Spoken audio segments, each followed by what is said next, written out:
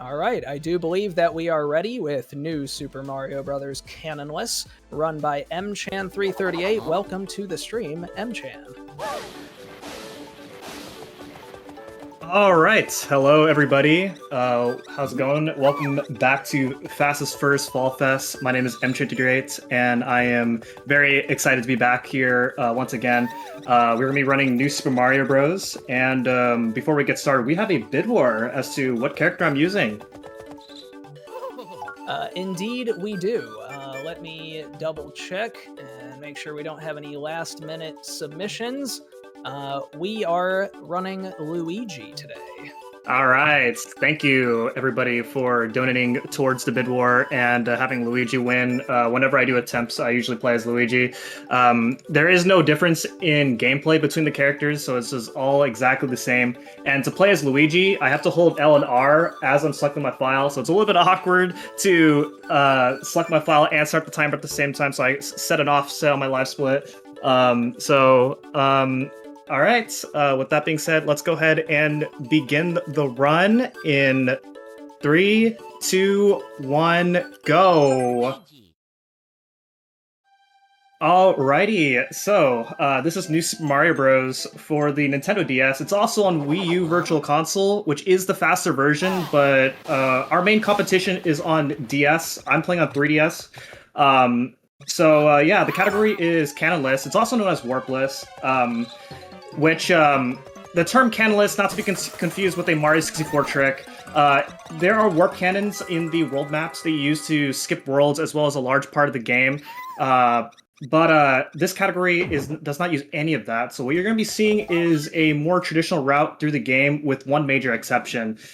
So as we begin the first level right away, it's going to be different than what you're used to if you've seen an any percent run of this game. I'm actually going to be powering myself up right away, and that is to get a Fire Flower.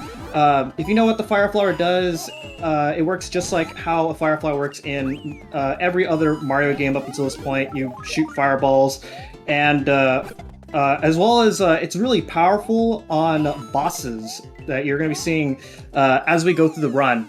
So there's my Fire Flower, and that's the first level. And now we're going to be moving on to our second level. And the second level is right away going to be our first level. We're going to be getting a secret exit. So this is a warpless category, which means that we're not doing every level. We can take secret exits as long as the secret exits don't lead to warp cannons. So the secret exits that we're going to be taking are secret exits that will take us to faster paths through the world map. And so the secret exit of this level is going to allow us to skip 1-3 and allow us to go into 1-tower. Oh boy. Alright, so to get the secret exit, and I have to just go up over here, and then go into this pipe, and that will be our first secret exit. Like I said, it'll take us to 1-tower, and on our way to 1-tower, there is going to be a toad house that I will take a quick stop into in order to get a blue shell. Now, I'll explain what the blue shell does, but for now, just know that I'll be using the blue shell for later on in the run. Normally, you do need the blue shell for 1-tower in order to get the secret exit, but we're not going to get the secret exit. But we are still going to need the blue shell for later. So just know that and we're going to continue onwards like normal. Right away in the beginning, this is a cycle-based level right off the bat, and there is. If I get up to the top of the tower without making any mistakes, then I should be able to. Okay, nice. I should be able to wait at the top for about a second. There is a faster cycle that some other runners will like to go for called Task Cycle, where you do 3 really precise jumps in a row right away in the beginning in order to beat that first cycle that I have to wait for. But if you mess up, then you die, which is why I didn't go for it. Alright, so I have to wait for this cycle right here, and then blasts up, and then we're gonna be fighting the boss of the tower, and the boss of every tower is gonna be Bowser Jr. So normally, in order to defeat Bowser Jr., you have to jump on him 3 times, but as you can see right here, with the Fire Flower, then you can actually just mash fireballs and make really quick work with Bowser Jr. And this also applies with a lot of other boss fights. So this is how useful the Fire Flower is throughout the run. So not every boss is going to work like that, but just know that that's how some bosses are going to work throughout this run. So as we go into 1-4, there's a lot of slopes. So to talk about the basic form of movement in this game is that I'm going to be sliding down slopes and jumping over up slopes in order to optimize movement as much as possible. Now, something unique to this game that's only present in this game and has been taken away in all the other New Super Mario Bros. Games is there is a mechanic called pixel stopping. And the way that works is when you land on the very edge of a platform, then Luigi kind of stops in place, which kills all your momentum. And in a casual playthrough, that's a good thing, so that way you're not accidentally running off a ledge. But in a speedrun, it is a bad thing, because obviously you want to keep your speed for as much as possible. And if you're not ready for pixel stops to happen, then it can really throw off your movement. Fortunately, there are ways to prevent pixel stopping, and that is, well, one, avoid landing on the edge of a platform, and then the other is by doing crouch jumps. So sometimes what you'll be seeing me do crouch jumps, not just for fun, but to ensure that I am not pixel stopping in places where I'm very likely to pixel stop based on my movement throughout some stages. The other thing that is worth pointing out in this run is I am getting star coins. Now, this is not a 100% run, but the reason I am getting star coins is because, as you can see in the world map, there are these 5 star coin signs that lead to toad houses, or sometimes a different part of the map.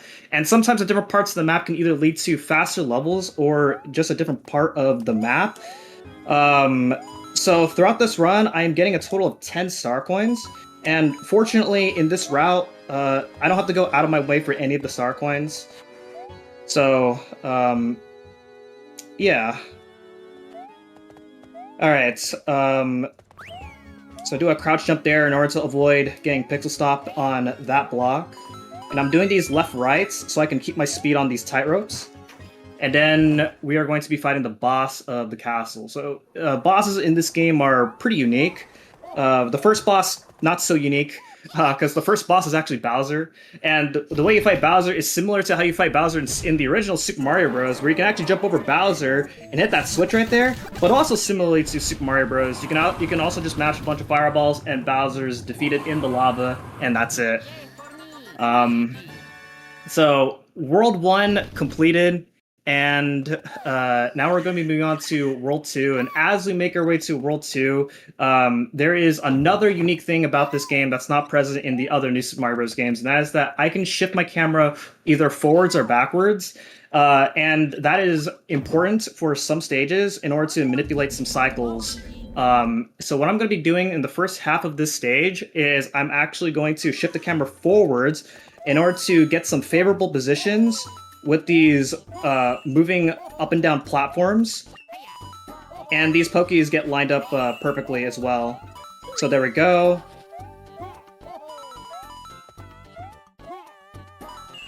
Jump over that Pokie right there. To get fireworks in this game, I have to end the level with the last 2 digits matching, which is important in this level because, as you can see right there, I got a 267. If I made a 1 in-game second mistake, then I would have gotten a 266, which would have gotten me fireworks. And that obviously is slower. So very important that I played that level as well as I did there.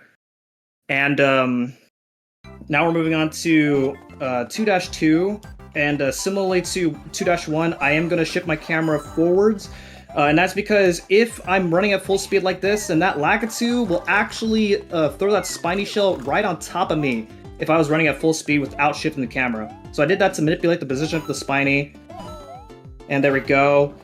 Also, something that's worth noting about these flagpoles at the end of each level is I'm actually turning backwards at the end of the right before hitting the flagpole, and that saves the turning animation, which saves half a second each time. And there's a bunch of levels that we go through throughout the run, and so having to turn backwards on each flagpole does add up to being seconds over the course of the run. I'm also trying not to land on the top of every flagpole as well, for further optimizing flagpole grabs. So this is another level where we are doing another secret exit, and this secret exit actually allows us to skip a lot of World 2, which also means that we can actually skip doing 2-Tower. So as a result, World 2, normally supposed to be a pretty long world, is actually a pretty short world throughout this run. So slide down here, slide on that slope in order to gain a little bit of momentum. Hit that switch in order to get the water going. And then head up over here, hit this switch. You want to be quick enough in order to hit that switch, otherwise that switch will actually disappear. Okay, do a wall jump and get a little boost, and there we go. Alright, so the secret exit's going to allow us to do 2-A, and 2-A, after we do 2-A, then it'll take us straight to the castle. So once again, we're, like I said, we're going to be skipping a lot of World 2 this way. So this time I'm going to shift the camera backwards in order to get these Koopas to bounce right over me. And then on these little springs right here that spin me around like this, I'm actually, normally, you're not supposed to go that fast from those springs, but what I'm actually doing is I'm actually holding neutral on the D-pad in order to keep my speed coming from those springs. And that is, of course, that saves a lot of time in this level.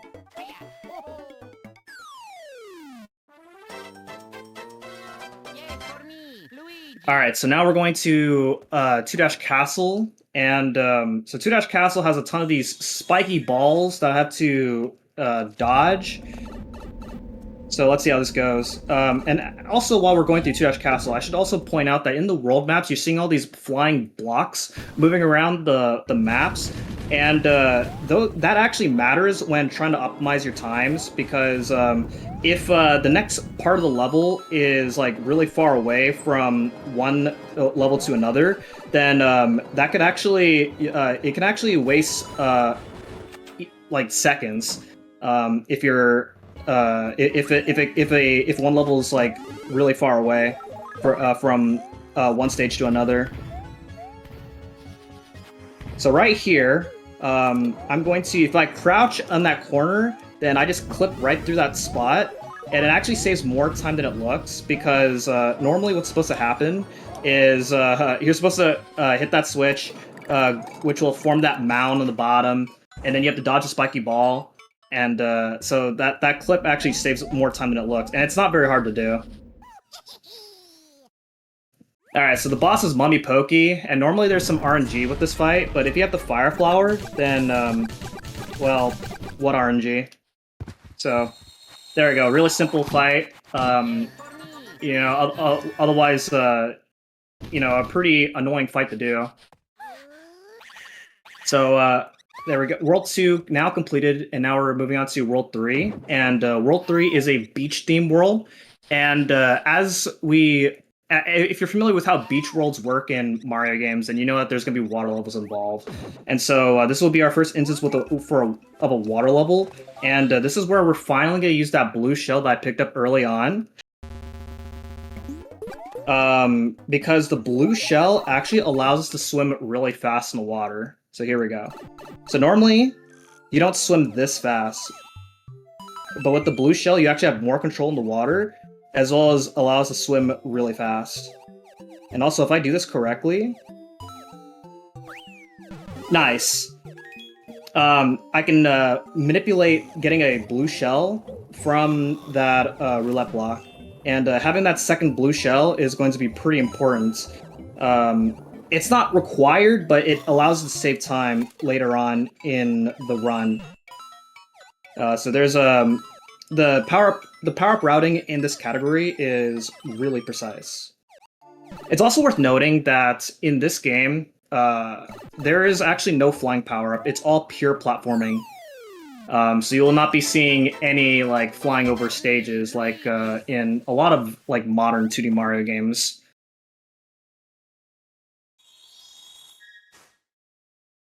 So this would so now that we're finally using the blue shell, this would actually finally be a good time for me to talk about how the blue shell works. So when you, as you can see, I have a blue shell, and as a shell, if I'm running at full speed, then I turn into a morphed shell, and as you can see, I can actually just run right through these enemies. And it's really fun to do that, but also controlling the blue shell is really hard. Because if you're not careful, it's really easy to like kind of bounce off of things, which could really throw you off. So it's a really hard power-up to control and move around. And it's definitely one of the things that separates different tiers of runners in this game. Because the other optimization I'm doing with the blue shell is anytime I'm jumping, whenever it's safe for me to do so, I'm actually letting go of the run button in order to unmorph from my shell and jump. Because morph shell form, morphing into a shell is actually slower than full run speed. So I'm trying to unmorph my shell when I'm jumping in order to gain a little bit of speed.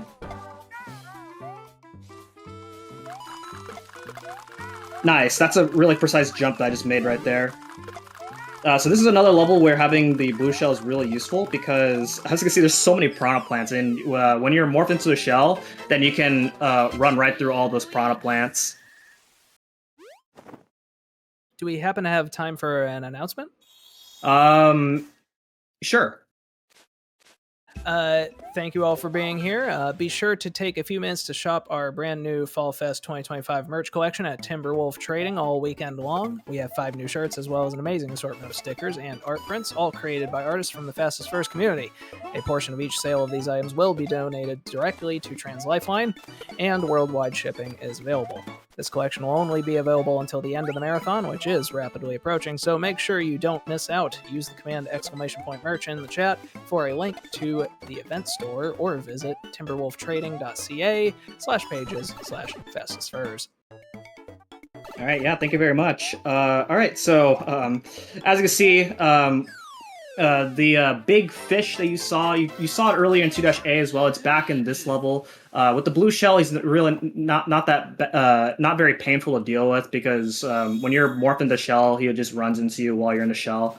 Now, the other thing that the blue shell can do is when you're crouch, then you can actually not take damage while you're crouching, and I'm gonna be abusing that here in this level. So watch this. So that's normally not supposed to happen. But I'm actually crouching and sliding into those skewers while I'm still crouched in order to not get hit by those skewers. Otherwise, you have to wait for a bunch of cycles in this level. Now, I could also do the same thing here, but I have to wait for a later cycle anyway, so it's just not really worth doing. Alright, there we go. So coming up is the boss of 3 Castle, which is Cheap Skipper. And Cheap Skipper is unfortunately a major RNG part of the run, because when he jumps is random. So let's see what happens here. Ooh, that's a good pattern. Thank you, Cheap Skipper, for blessing this run. So sometimes you can take much longer than that, and then you just waste a bunch of time, and there's not much you can do about it. Additionally, you have to wait for additionally, you have to watch for the cheeps that are jumping from the water as well, because they can also hit you. The best RNG is when he actually jumps right away, which he didn't do it. He didn't do it right away, but I still got a really fast fight. So, okay. Now you're gonna notice I'm in World 5 and not World 4. What's going on with that? Well, if you pay attention to the world map, you're gonna notice that when I was in World 2, I had the option between going to World 3 or 4. And to get to World 4, you have to meet a very specific criteria, and that is by beating certain bosses as Mini Luigi. Now you will be seeing the Mini Mushroom in this run.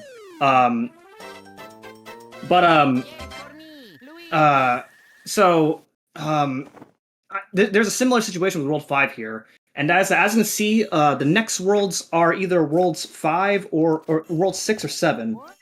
And the next world that I'm going to be doing after World 5 is actually not going to be World 6. World 6 is really slow.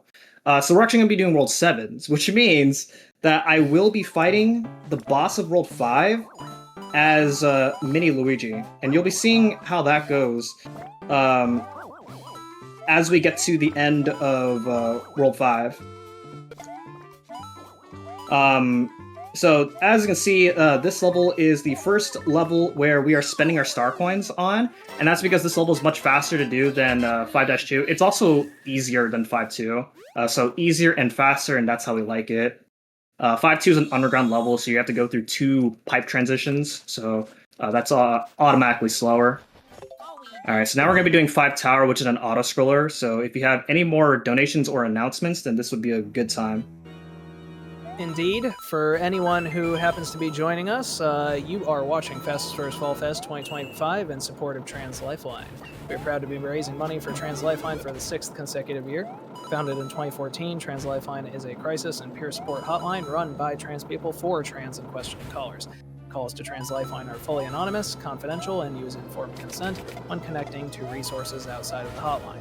Operating in both the US and Canada, Trans Lifeline needs our help to meet the ongoing demand for their services, and we hope you consider joining us in supporting their life-saving work by using the command !donate in chat.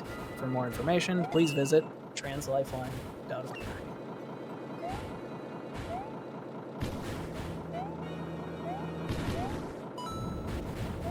Do we actually have just a little bit more time? Yes. Yes, we also have several incentives that are open. We have 2 incentives open for Small Saga that both must be met before time in order for the extra content to be unlocked. One of them is to read the Squeak magazine, that is currently at $15 out of $200. Also, we have the using the Lego brick incentive that is also at $15 out of $200. Or $250 rather. That is to replace our mouse's iconic pocket knife with a Lego brick instead. There is also a character name bid war open for Sweet Home. All of the bids are currently at $1, so any $2 donation will get you in the lead. For any of the options for Sweet Home, and that is also open. All right. Thank you very much. Okay, so as you saw the way I fought Bowser Jr., I don't have the Fire Flower, so I have to fight Bowser Jr. a different way. So I did say that in order to beat Bowser Jr., you have to hit him 3 times. But additionally, what I did was I ground pounded. Ground pounding does extra damage to bosses. But then also additionally, if you hit Bowser Jr. right as he's about to morph into his shell, then you can actually get another hit in, and the timing is very precise. Alright, so now we're gonna spend our next set of star coins in 5B. This one's a very important level because we're gonna get the secret exit. The secret exit will allow us to go straight to the castle. And you need the blue shell for the secret exit. Because there's no other way to break these blocks otherwise. So that is the only required part where we need the blue shell for this run. And the second, like I said, the second blue shell is going to be used to save time later on. Yeah, so now we're going into 5 Castle. And so 5 Castle has another roulette block, much like in 3-1. But the power up I'm going to be getting this time is going to be a mini mushroom. So the roulette block's going to appear halfway into the level. So for now, I have to go through all these piranha plants and dry bones here.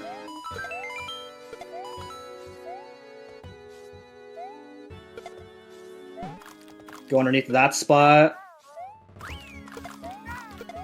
And then hit this block. That'll hit it at just the right time in order to give me a mini mushroom. There we go. So the way the... Oh, that's not good. Okay. Yikes. Alright. Let's see how how this goes now. Oh boy. Ah, come on. You need the mini mushroom. It is absolutely important that you get the mini mushroom for this in order for this route to work. Because, like I said, World 6 is really slow. It's World 6 loses 10 minutes over World 7. There we go. All right.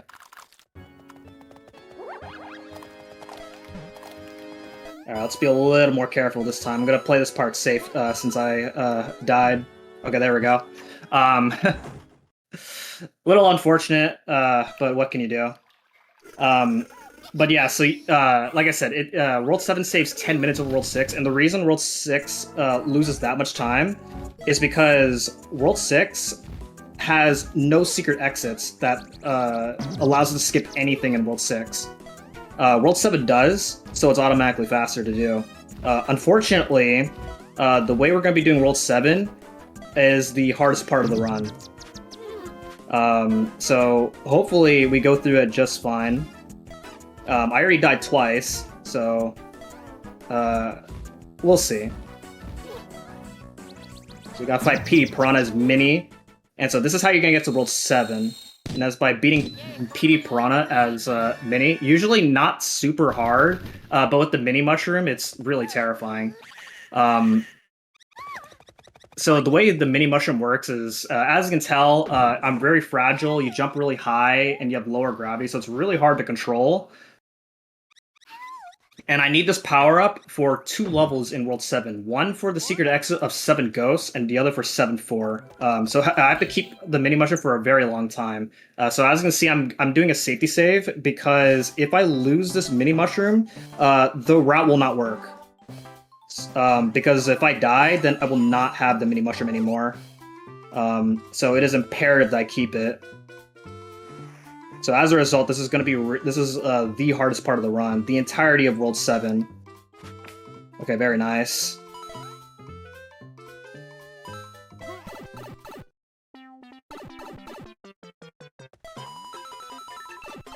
Okay, so there's a very precise jump over here. Nice, you have to jump on the very edge of that platform in order to make that. And I'm going to take it safe right here. I could probably get a 56, but I'm not really trusting it, so I'm just gonna wait a little bit to be a bit on the safe side, so I don't get a 55. And then now we're gonna be doing 7 Ghost. So 7 Ghost is fortunately not a very hard level. So we can breathe a sigh of relief after 7-1 being a pretty stressful level. So there's a lot of these doors that are normally pretty complicated to go through, but obviously I know how to go through this ghost house. So the reason I need the Mini Mushroom is because you jump so high with the Mini Mushroom power-up that, oh, hold up. Okay. You jump so high that is the only way of reaching that door. Okay. So, the secret exit's going to allow us to skip 2 levels and take us straight to the tower. And the tower is the hardest level of the run. Lots of cycles, and I have to go through the entire level as Mini Luigi, as well as fight Bowser Jr. as Mini Luigi. So the whole level is really hard. So we'll see how this goes.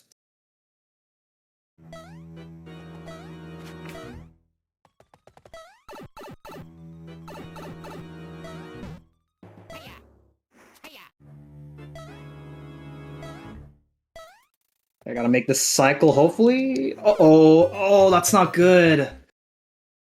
Okay.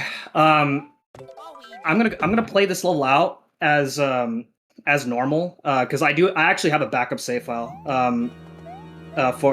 Because in preparation that this might happen, and unfortunately, it did happen. So it's gonna make this run technically invalid, but my only other option would be to find a Toad House somewhere, or go back to 1-4, because 1-4 does have a Mini Mushroom. But that is gonna lose way too much time. So I'm just gonna play this level out like normal. That is really unfortunate. What I was ready to beat that cycle, but my jump did not go through, unfortunately. This is a really hard marathon category, so I was expecting some things to go wrong in in this. Marathons are their own breed for sure. Yeah. Okay, one of these is a mushroom. I know that for sure. No? Oh, there we go. So as soon as I beat this level, then I'm going to load my backup save file. So we can continue the run from there, because you absolutely need the mini mushroom for 7-4, the next level after this.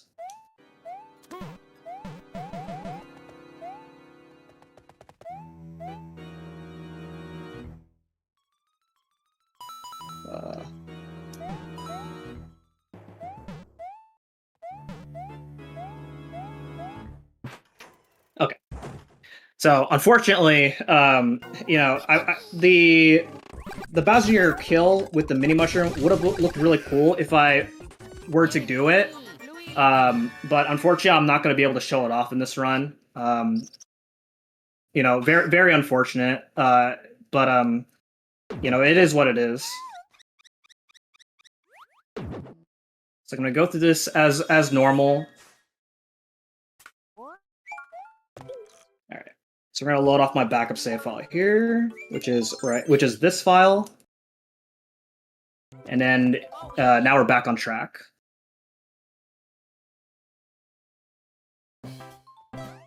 Okay, so meanwhile, so the reason the mini mushroom is required in this level is because there's a mini pipe that can only be accessed as Mini Luigi.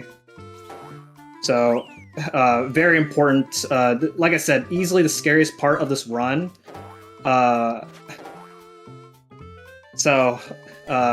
fact that I'm running a category that's this difficult in a marathon is, you can call me crazy. Okay, so at this point, I no longer need the mini mushroom to do 7-Dash Castle, but I'm still going to keep the mini mushroom because there are a couple jumps that save time with the mini mushroom. In this level, I have to ride a block snake throughout the whole level, and there's not really a way for me to skip it, so you can read more donations or announcements.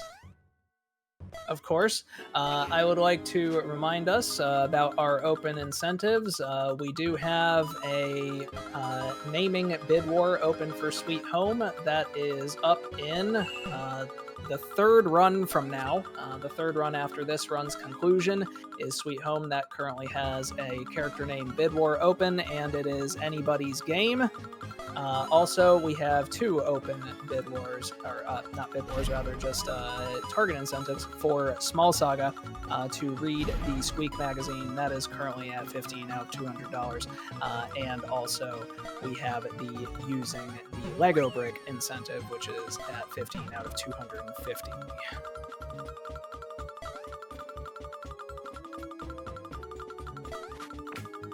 Feel free to keep going. Also, we have, we have a couple of donations as well. We have a $5 donation from Bursic towards the character name bid war for Emmy, and our name suggestion is Emmy. With no comment, thank you very much for your donation, Bursic. And we have another $5 donation towards the character name bid war towards Asuka, naming the character Samus. Also with no comment, thank you very much for your $5 donation, Bursic.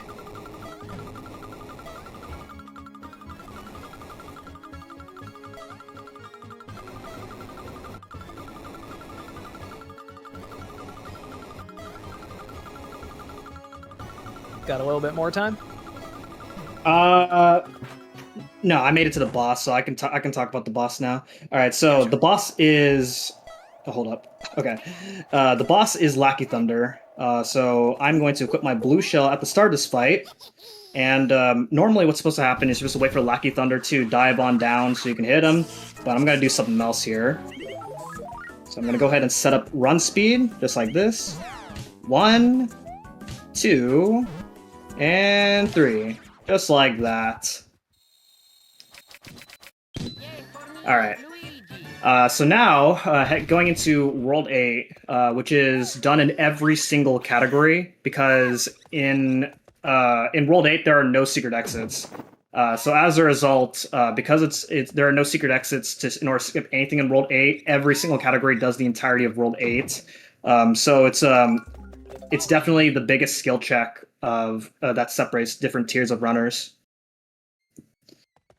So keeping the blue shell is really useful because there are 2 levels where the blue shell has major benefits here.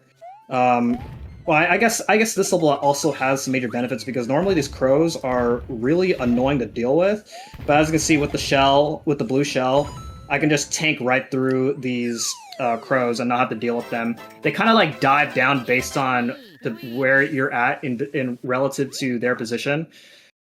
But of course, if you're just moving around with the shell, then you don't really have to deal with that. So the other major benefit of having the blue shell is this level, as this is another swimming level. It's a vertical swimming level, so you don't really have that much of an advantage with this. But like I said, you control much. You have better control in the water with the blue shell. So turning around is easier, faster.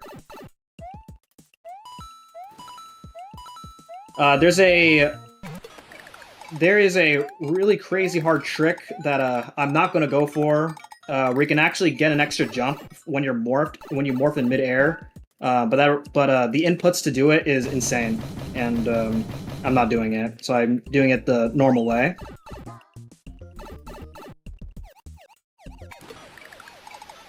Sometimes that skeeter up there can shoot out a bomb right on top of me, but he didn't do that this time. Okay, and there we go.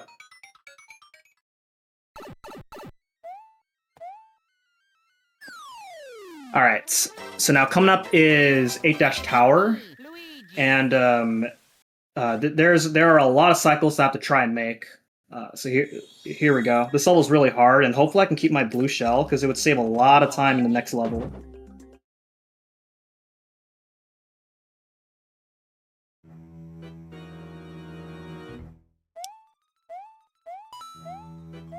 Ah, okay, we're gonna miss the cycle, so now I have to adapt through, for the rest of the level, unfortunately.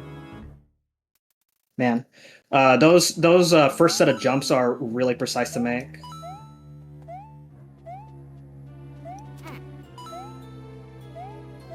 Uh-oh.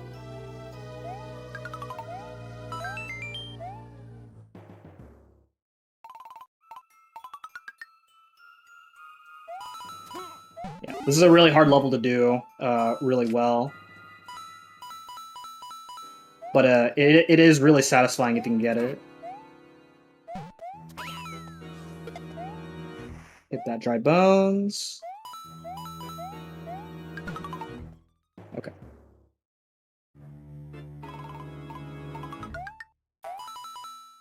Do we have time for a quick donation? In a moment. Okie dokie.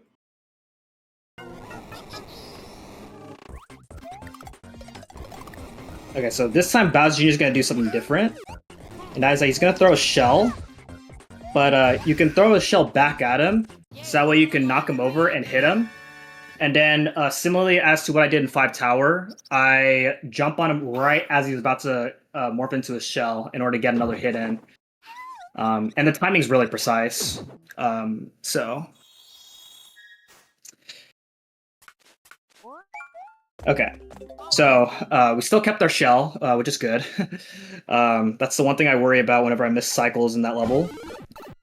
And so having the blue shell saves like 30 seconds in this level because the first half of this level is a vertical swimming level, but then the second half is a horizontal swimming level, or a horizontal swimming section, and you swim really fast in this upcoming section where you're going to be chased by this giant eel. So I'm just swimming here, so yeah, you can go ahead and read more donations. Of course. We have a massive $100 donation from Michael McCaw towards the Reading the Squeak magazine incentive. Michael says, "Happy Fall Fest, everyone! Glad to be able to be here and support the event for another year and help out trans people in need. Best of luck to Mchan on the rest of the Mario run." Thank you very much.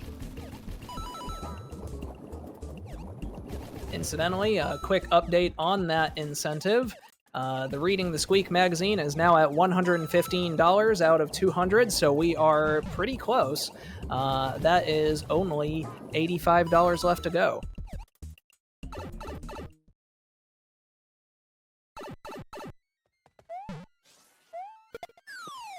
All right, so that is the last major benefit of the blue shell. And so I'm still going to keep it for most of this next level, because there are scuttle bugs that are really annoying to deal with. And then after that, I'm going to get rid of my blue shell, because the rest of the levels of this run will not have very much major benefits. And in those levels, the blue shell kind of poses a disadvantage and an advantage. So I'm going to lose the blue shell at the very end, and then go with and then switch to the fire flower for the rest of the run. There we go. So that hit was intentional, so I don't have the blue shell. I personally think that the last set of levels are easier this way. There are some runners that will try to keep the blue shell for those levels, and it can pay off, but you have to be really good in order for that to be worth it. So in this castle, there are these blocks that will set the platforms in different positions. So I hit those two specific red blocks in order to set myself up for the entire level. All right, coming up is a really hard fight. So let's see how this goes. It's Dry Bowser. What do I do? Oh, I did it. Let's go. That is exactly how you would normally fight Bowser back in World 1, except you can't shoot fire at Dry Bowser, which is why I had to jump over him and do the fight.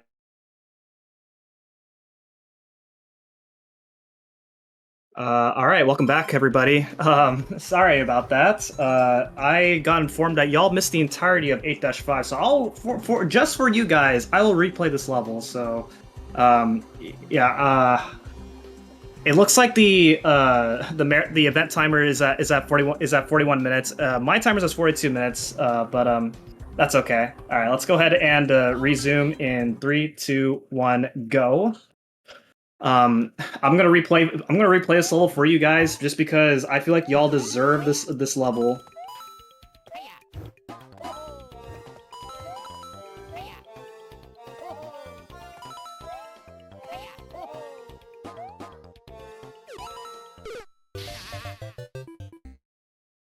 Oh. Alright. Dang. That's unfortunate. I wasn't expecting to land on that Koopa.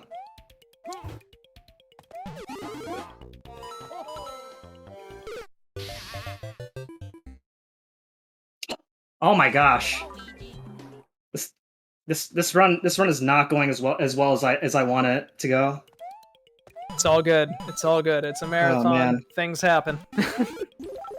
Alright, let's get some power-ups. Yeah, unfortunately, I'm not going to be able to show off how satisfying this level goes.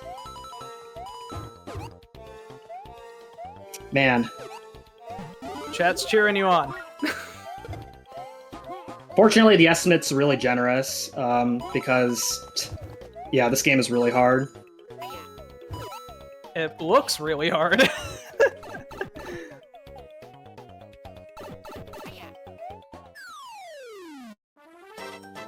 Okay. Okay, back on track now. We are going to now move on to 8-6. 8-6 is a vertical level with lava rising. So here we go. Also, one really cool thing about this level is everything loops from left to right. So you can actually shoot fireballs to the right, and it will wrap around to the left side of the screen.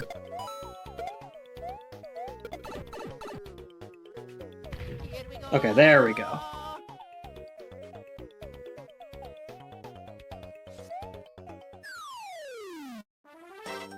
Okay, going into 8-7 now. 8-7 is another pretty tough level. It's also the first introduction to a star. So stars in this game make you invincible, but you can also move really fast with the star. But unlike in a lot of most other games, the star will only increase your speed if you're running on the ground. So in order to optimize star movement, you want to be running on the ground for as much as possible. Okay, good. That fireball that I just shot can shoot a fireball randomly and hit me, but he didn't do that this time. Okay, there we go.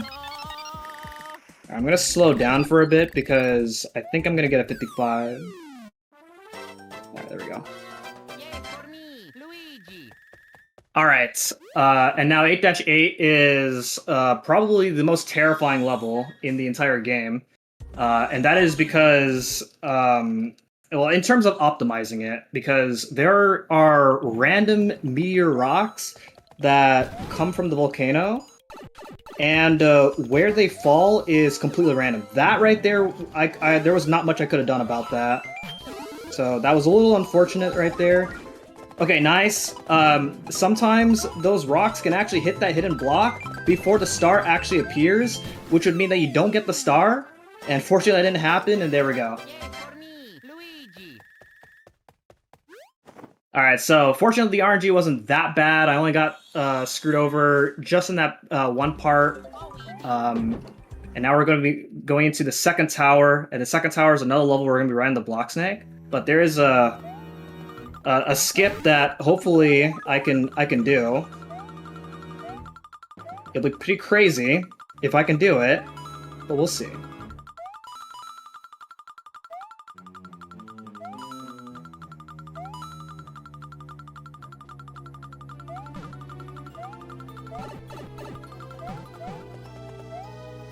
So I gotta run through all these spikes and take a ton of intentional damage.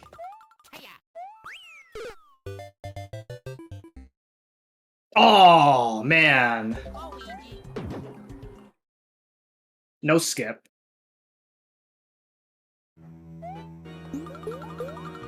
But wait, the block snake's here now. Convenient. So that is actually intentional. That death is actually intentional. And that's to make the block snake advance further here. Otherwise, you have to ride the block snake throughout the entirety of the level. And I have to ride the block snake. There is no skip, by the way. And so I just have to ride the rest of the way up on top. So you can go and read any donations or announcements. All right. If you are anything like me, at this late hour, you are quite sleepy, and you should pay our friends at Dragon Roast Coffee a visit as you watch Fastest First Fall Fest 2025, and get yourself some beans to help keep you energized. While shopping, enter the promo code FALLFEST at checkout for 10% off your order. Dragon Roast is also thrilled to offer 2 Fall Fest exclusives that will only be available during the marathon. Their Pixel Perfect Coffee Roast and a Fall Fest 2025 custom tumbler. Dragon Roast Coffee will donate $5 to Trans Lifeline per bag of Pixel Perfect sold during the event, and $15 for every Fall Fest tumbler. Please visit their website, dragonroast.coffee, or use the command !coffee in chat for a direct link to our event store. Alright, so I made it up to the top. Now we're going to be fighting Bowser Jr., and since I have the Fire Flower, this Bowser Jr. fight is going to be really easy. There we go. Okay, And now the final level. So here we go. The final level is basically a ton of really tough execution. This is actually a really unique level, and that is that there are rooms where you can kind of shift the gravity around, and you can kind of take advantage. And that's what you need to do in order to advance through the castle. So here we go.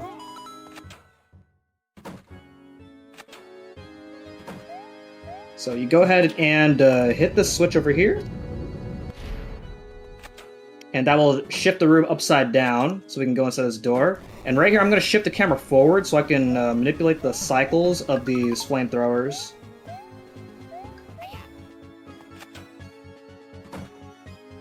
Okay. And right here, I'm going to do a damage boost on this thwomp. And that is so I can get up on top of these set of blocks and hit the switch. And that sets up the thwomp's position to be down that way, so I don't have to wait for him on the way out of this room. And then right here, I'm going to shift the camera backwards. Okay, nice. Okay. There's a really precise crouch jump that hopefully I can get. Nice. That is a lot harder than it looks.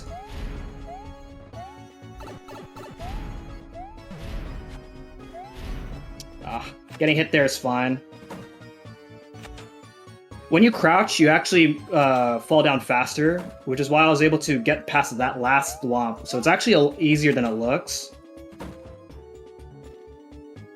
And then coming up in this room, we have a throwback from Super Mario Bros. Where you have to take the correct path, otherwise the level loops. So the order is down, up, and middle. And now the final boss. Now, if everything goes well, then this fight should last about 5 seconds.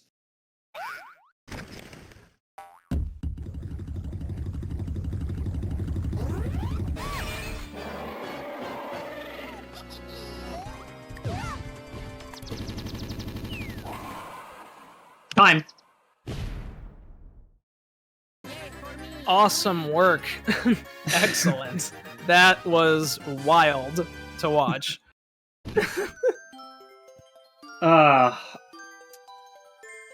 Yeah, this is a very hard category. I'm glad we made it through, despite all the ups and downs that we had. But yeah. Even just looking at it, it looked incredibly difficult. Amazing work. Thank you. So if you enjoyed the run and you enjoyed me as a runner, I stream on twitch.tv/Mchan338. I not only stream this game, but I stream other New Super Mario Bros. Games, as well as 2D Zeldas. Some of you guys who keep up with Fastest Furs events recognize that I've ran other Zelda games like Link to the Past and Link's Awakening. So those are my main forms of content. I also am a Let's Player as well with variety content on YouTube. I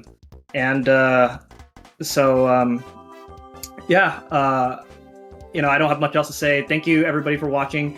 Thank you Ottersparks, for being on host. I know I kind of talked a lot, so I didn't really give you much of a chance to. I mean, the game was going a million miles an hour. There's so much to talk about.